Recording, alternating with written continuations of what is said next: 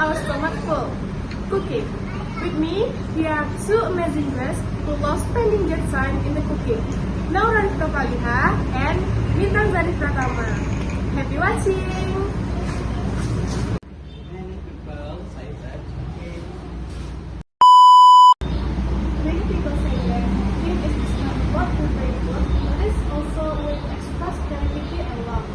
I'm curious, what made you both interested in cooking in the first place? Well, for me, it started when I was a kid. I'm often help my mom just peeling onion or washing vegetables. Over time, I became curious about that and wanted to try making it self myself. And when my family embraced it, I realized it was something I enjoy.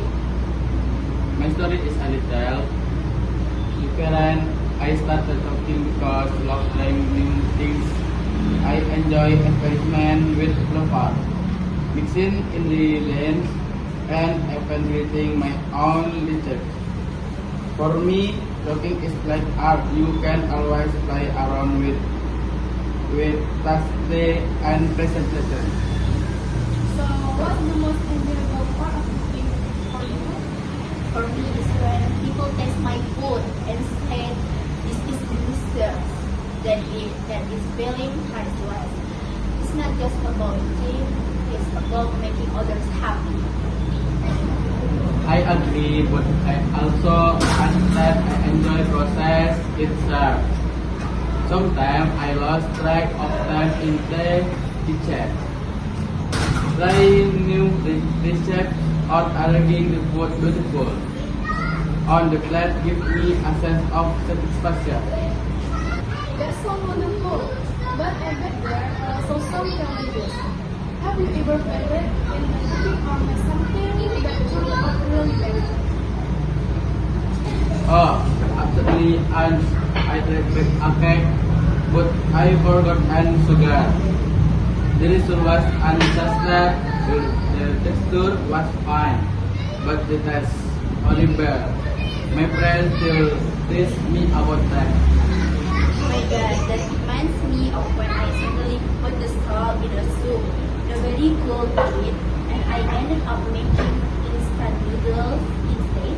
But I guess that's part of the learning process.